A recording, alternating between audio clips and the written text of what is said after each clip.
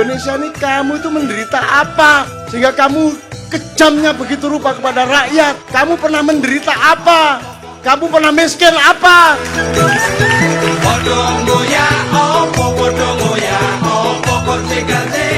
Saya tidak cemas dengan semua, katakanlah, momentum yang tidak bertemu, ada garis yang seharusnya resultan menjadi tidak, segala macam. Saya tidak cemas dengan itu semua karena kita ini autopilotnya Allah. Kita ini dipiloti Allah. Dan termasuk Ma'iyah dan semua perjalanan Andre dengan saya ke Besakih, ke Kelungkung, ke macam-macam. Ke Keraton Solo, ke Kesultanan di Pontianak dan seterusnya, saya dikasih keris yang itu, bukan yang sana dan seterusnya. Saya tidak ada masalah dengan itu semua karena ada klausul perjanjian Hudaibiyah. Jadi ada saat-saat ada sesuatu yang menurut hitungan kita, karena mungkin kita ini masih berpikir garis atau bidang atau bangunan, kita belum bisa melihatnya secara ruang. Nah, saya tetap sangat percaya kepada ruangnya Allah Subhanahu wa taala, tajallinya tadi. Jadi Andre tidak perlu menyesali sejumlah hal yang konslet atau apapun. Nah, aku iki optimis terus. Pokoknya wong kadang-kadang iku justru oleh jodoh mergo motore gembos kok. Nek gak gembos gak kepethuk arek wedok iku marah gitu kan. Jadi sudahlah, hidup itu tenang aja Anda. Makanya nyun sewu saya nambahin sedikit aja Mas Andre. Saya nurusin yang Kanjeng Lokojoyo tadi, Raden Zahid Sunan Kalijogo tadi. Jadi kita harus mengepung sejarah dan masa depan ini dengan semua faktor. Kesadaran mengenai perubahan-perubahan nilainya termasuk konstitusi. Bahkan kesadaran terhadap sebenarnya yang penjajahan itu yang kapan? Penjajahan yang sekarang itu jenis keberapa? Ya, kecanggihannya seperti apa? Jadi misalnya autopilot gini Gus. Anda kasih sabu-sabu 2 kali, 3 kali, besok sudah nggak perlu dipilotin lagi, nyabu sendiri. Nah, kita itu di bidang politik, psikologi, budaya itu sudah nggak perlu di remote sama Israel, sama Amerika, sama siapapun, udah hancur-hancur sendiri. Kalau kita tidak menyadari apa yang sedang kita konsumsi. Nah, Anda tahu bahwa Indonesia ini dirusak dengan Dividi et Impera, ya, itu melalui begitu banyak dimensi. Pendidikan, media, undang-undang, ya, terus, semua, hampir semua, prinsip, cara beragama, ya. Bahkan sekarang mulai ada yang menyebut bukan wahai saudara-saudaraku kaum muslimin wa muslimat, tapi saudara-saudaraku mu'awiyin wa mu'awiyat. Artinya orang-orang Islam yang sekarang ini mendapatkan informasi mengenai Islam itu dari kantor berita Mu'awiyah, yang dimulai sejak Khalifah Abu Bakar umpamanya. Yang ketika itu Abu Sofyan sudah mulai politiking, sudah mulai menyengkuni. Makanya nanti tanggal pertengahan Januari kalau Anda sempat ke Jogja, saya sama teman-teman Perdikan sedang menyiapkan pementasan Sengkuni Harga Mati. Subjudulnya, kalau judulnya Sengkuni 2019. Nanti kapan-kapan saya cerita mengenai Sengkuni ini. Anda pasti kecelek dan semua yang nonton pasti kecelek. Karena Anda pikir itu saya sedang ngomong garis, tidak. Saya tidak ngomong garis, tidak ngomong bidang, tidak ngomong bangunan, tapi ngomong ruang. Sengkuni dalam arti ruang, dan sengkuni itu tidak usah nyari kemana-mana. Anda berkaca sebenarnya ada unsur sengkuni di wajah yang Anda temukan di balik kaca itu. Dan hampir tidak ada yang tidak sengkuni di Indonesia sekarang ini. Tapi sengkuni Indonesia ini sangat rendah derajatnya sebagai manusia, sebagai... Kan penjahat aja ada yang derajatnya tinggi, ada yang rendah Mas. Ini sebagai penjahat Indonesia ini rendah sekali derajatnya. Sudah jahat rendah. Kalau Sengkuni ini nyun sewu nih Pak Muzamil, tidak apa ya. Sengkuni ini kan cuma provokator Mas. Lici, yuwaswisu visuduri, haulihim gitu ya. Hanya ngipas-ngipasin hati, memprovokasi kan gitu tok. Itu kejahatannya tidak sampai ke terorisme. Tidak sampai ke pengeboman bunuh orang massal kan tidak sampai. Tidak sampai ke Westerling, nggak sampai ke pembunuhan massal. Sengkuni itu hanya seorang provokator, hanya seorang yang abal-abal aja. Itu dahsyat. Menurut saya sangat tinggi kepribadiannya Sengkuni itu karena melihat sejarahnya Sengkuni. Sengkuni itu singkat kata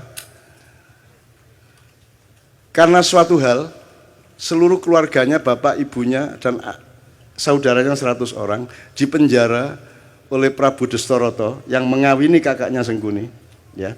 Dan setiap orang yang dipenjara dari 102 orang itu hanya dikasih sebutir nasi untuk makan sehari. Tidak mungkin mereka bisa bertahan hidup. Sebutir nasi. Meskipun 100 butir nasi kan cuma segini, Mas.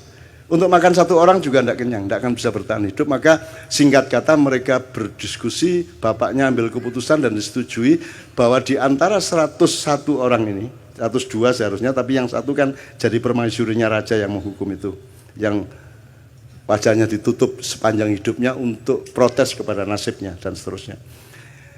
Diambil keputusan bahwa harus ada yang hidup di antara 101 orang ini. Maka yang 100 orang merelakan untuk dimakan oleh yang satu. Jadi Sengkuni itu bertahun-tahun kerjanya adalah makan saudaranya. Mutilasi, digoreng kikilese, digoreng sikilese, dirijine dikledusi, terus mari ngono motone di oseng-oseng, terus mari ngono jantungnya dirogoh, dicucup kayak jamu. Pokoknya sekian tahun dia di penjara, dia makan adik-adiknya sebanyak 98 orang dan bapak ibunya sebanyak 2 orang. Jadi orang dia menjadi jahat karena dia pernah dipaksa makan untuk regenerasi ini. Ya, untuk regenerasi, untuk kehormatan keluarga, harus hidup. Maka cara satu-satunya untuk hidup adalah makan 98 adiknya, seperti Sumanto itu. Tapi satu persatu. Mas, Anda pernah membentak ibu Anda? Pernah membentak ayah saya? Pernah membentak ibu? Kalau sampean sekali membentak ibu sampean stres enggak? Bisa enggak tidur tenang Anda? Merasa bersalahnya luar biasa, baru membentak ibu. Ini makan ibunya, bapaknya dan adiknya 98 orang. Terpaksa dia makan. Menurut Anda itu kejahatan apa penderitaan? Penderitaan. Dan orang yang menderita harus makan saudaranya sendiri segitu banyak dan bapak ibunya. Kemudian hanya menjadi seorang provokator, hanya menjadi seorang yang licik. Itu hebat enggak dia? Seharusnya Sengkuni menjadi teroris besar. Dia bunuh semua orang. Betul enggak? Harusnya dia obrak-abrik itu Astinapura, Indraprasta, dan semuanya. Karena dia bermaksud baik, maunya Mbak Yunya itu kawin sama Pandu. Jadi, karena dia mempertimbangkan bibit, bebet, bobot. Perhitungannya sangat baik untuk berkeluarga. Tapi ternyata dia dikawini oleh kakaknya yang buta itu. Dan Sengkuni tidak setuju. Kemudian, tapi karena sudah keputusan bapaknya dan keluarga, akhirnya dia tetap setia mengawal Mbak Yunya menjadi permaisuri kerajaan Astinapura.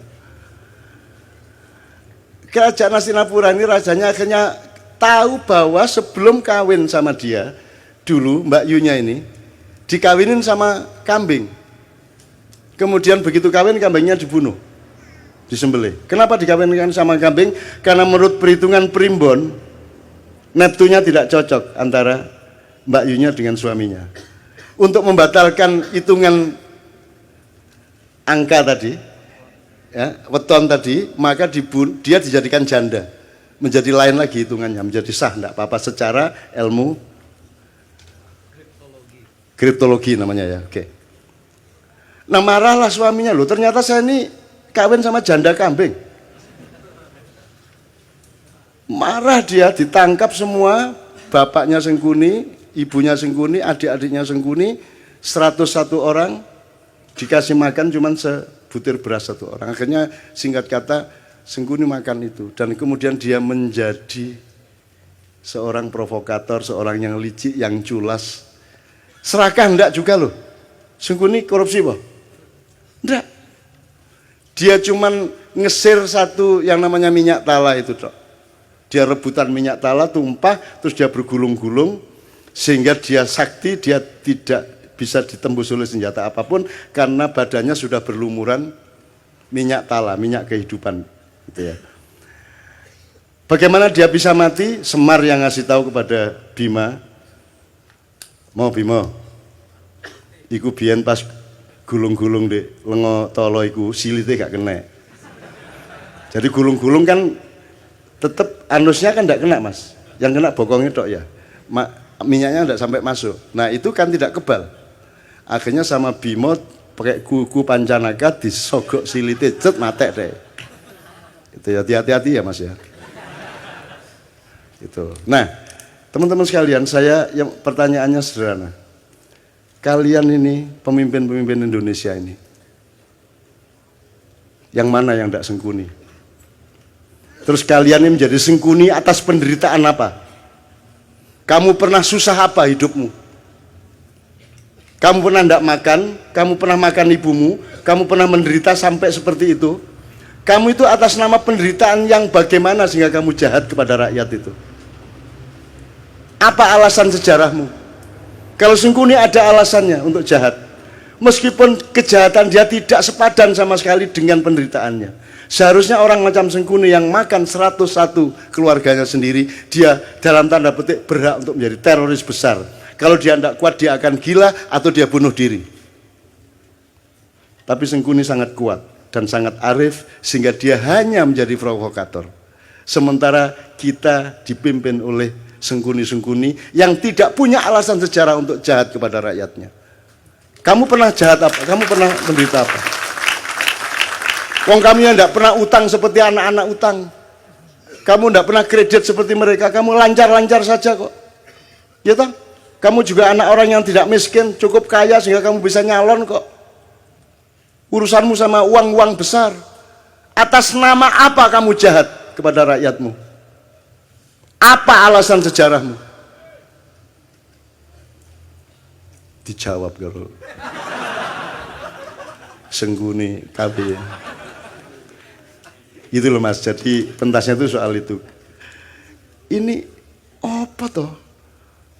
Allah mengatakan Allah tidak menyukai kata-kata yang diperjelas kejelekannya, ya. Apa? La yuhibbullahu al-jahra bisu'i minal qaul. Itu ya terjemahannya. Ya, terjemahannya. La yuhibbullahu al-jahra bisu'i minal qauli illa man dzulim. Tidak, Allah tidak menyukai perkataan yang nyaring tentang keburukan kecuali orang yang didolimi. Jadi mesuh, ya, boleh. Dendam bagi orang yang didolimi. Wobol kon niku gitu ya. Itu Allah tidak suka kecuali kamu dalam keadaan dianiaya. Jadi kalau dianiaya Allah membatalkan ketidaksukaan, ya wis rapopo wong menderita kok gitu loh. Itu hukum Allah loh. Nah ini Indonesia ini kamu itu menderita apa? Sehingga kamu kejamnya begitu rupa kepada rakyat. Kamu pernah menderita apa? Kamu pernah miskin apa? Karena kamu pernah puasa kayak apa? Kamu pernah tirakat apa? Kamu lancar-lancar semua kok. Kamu bisa membayar miliaran untuk jadi pejabat. Apa alasanmu untuk jahat kepada rakyat? Sengkuni saja tidak sejahat kamu, padahal dia penderitaannya ribuan kali lipat dibanding penderitaan hidupmu. Wahai seluruh rakyat Indonesia, aku nyatakan hari ini, wes.